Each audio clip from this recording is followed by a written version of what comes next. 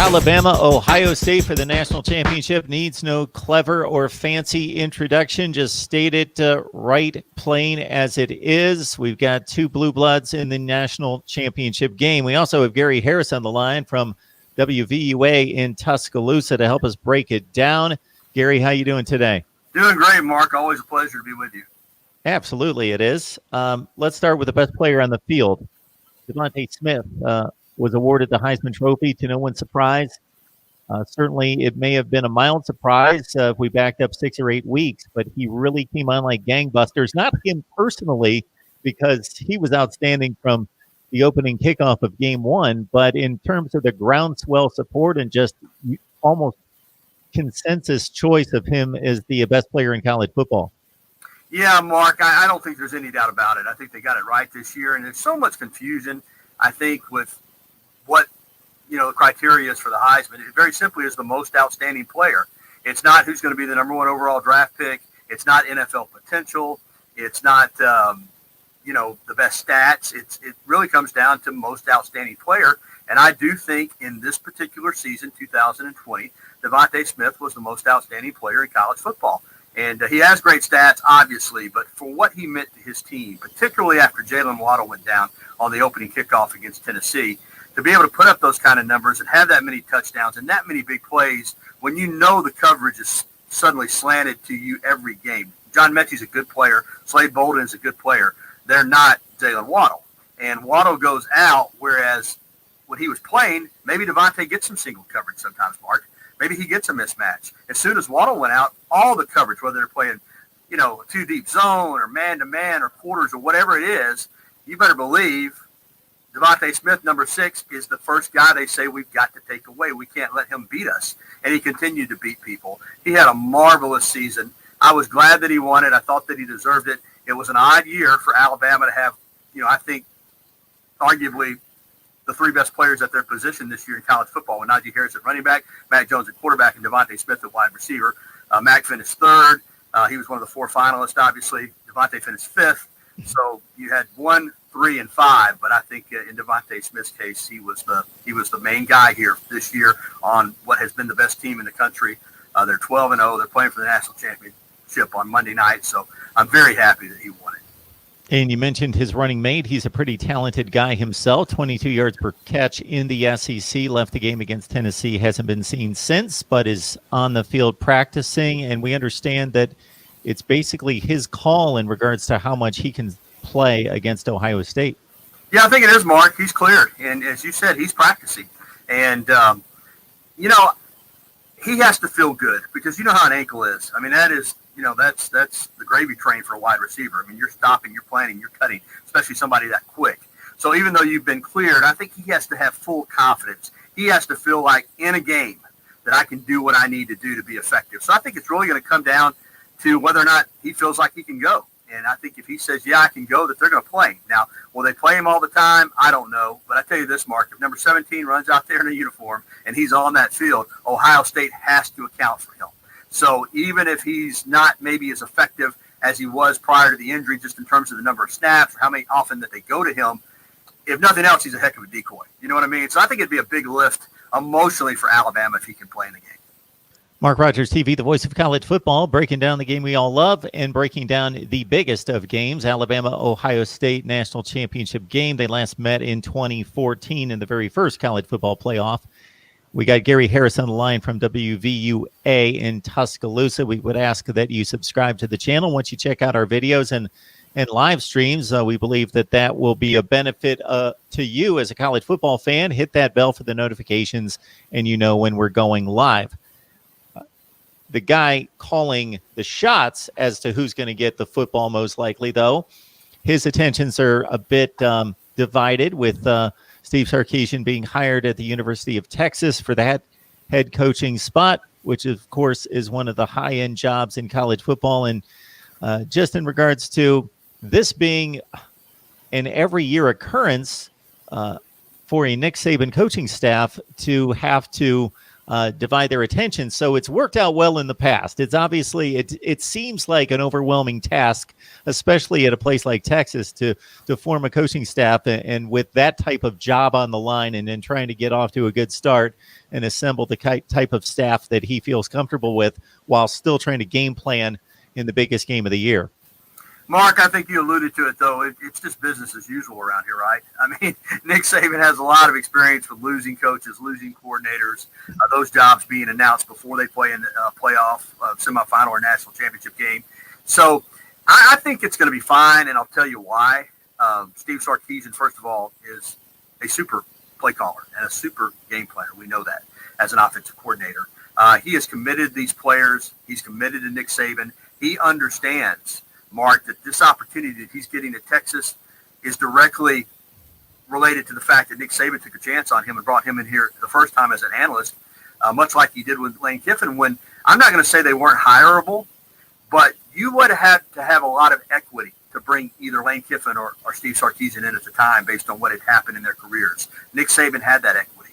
He brought Sark in here, got him started as an analyst, and he took over the play calling duties in the national championship game in Tampa against Clemson when Jalen Hurts was a freshman. Then he went to the Atlanta Falcons for a couple of years and came back last year.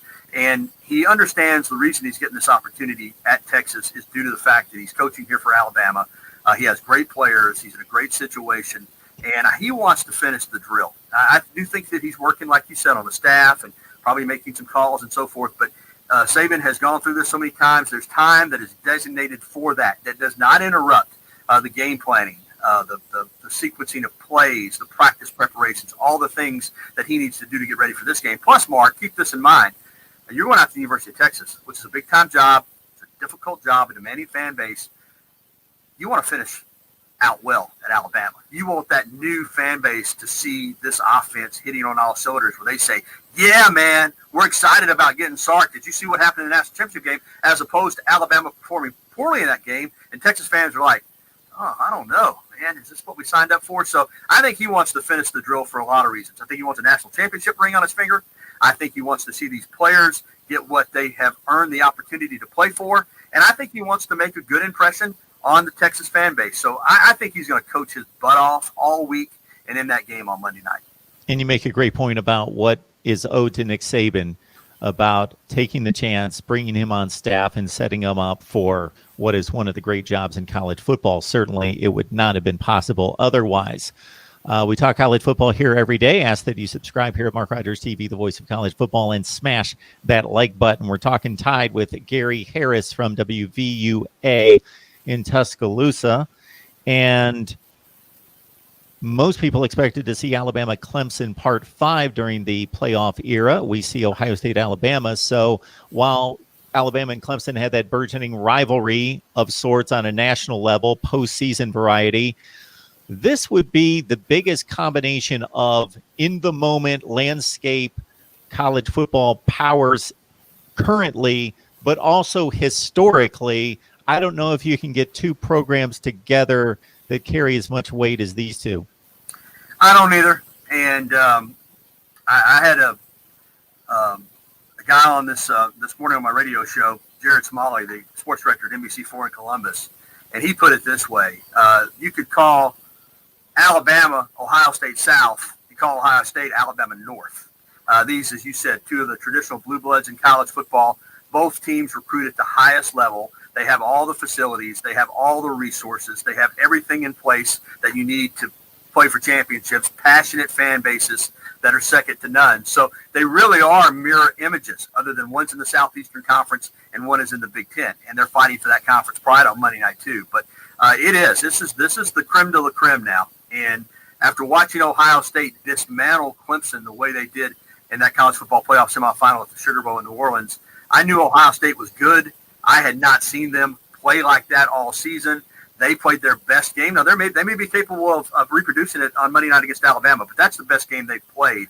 And that night, they were a dominant football team. Now, Mark, they were motivated to win that game because of what happened last year against Clemson. And then, obviously, even though I think Dabo Swinney did it for the purposes of making a point that he didn't feel like Ohio State played enough games to earn a spot in the top four, still voting them 11th in the college football coaches poll motivated that team. and they went out and they just curb stomped Clemson. I mean, I thought both lines of scrimmage, they dominated.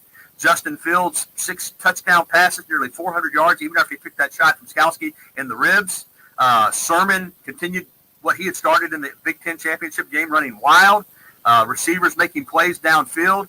Defensively, they got after Trevor Lawrence. They contained the running game with Etienne. As I said, they won the line of scrimmage. So I thought they looked every bit the part of a national championship contender, and I do think these are the 2 best teams in college football, and I do think this is the toughest opponent Alabama has faced all year, as it should be. And I think, obviously, for Ohio State, it'll be their toughest opponent. I think you got the 2 best teams in college football squaring off for the national championship. So, Gary, you brought this together perfectly because Alabama has looked like the best football team, aside from a few defensive hiccups a couple of times, since basically week 1. Ohio State, everyone knew, and even the College Football Playoff Committee, I'm going to say, elevated them to a status right out of the gate that they didn't necessarily earn. Not that they did anything wrong, but didn't have the games played. So it was always thought, okay, these are 2 of the 3 best teams in the country, no doubt. But Ohio State rarely showed it, didn't have much of an opportunity, but then they pull it all together in one game while Alabama's been the best wire to wire. So when you look at the matchups, I think we're gonna start you out with Alabama as the given, as the 7 to 8 point favorite, as most people believing they're the best. Where do you see the possibilities for Ohio State pulling off the upset? Well, right off the bat, we know when you look back at when Alabama loses, it doesn't happen often, Mark, as you know, but when it does, usually the quarterback play for the other team is spectacular. And Justin Fields was spectacular against Clemson. He's a phenomenally talented athlete.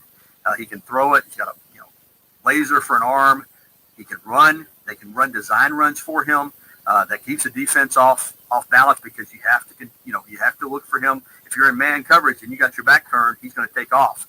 So I think it starts right there. If Justin Fields plays the way he did against Clemson, Ohio State's going to be hard to beat for Alabama or anybody.